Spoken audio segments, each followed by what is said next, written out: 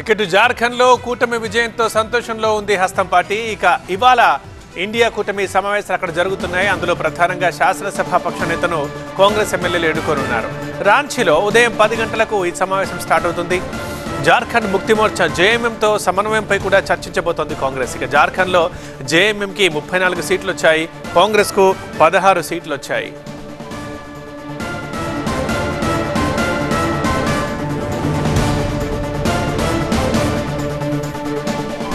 జార్ఖండ్లో రాంచీలో ఉదయం 10 గంటలకు కాంగ్రెస్ భేటీ అవుతోంది.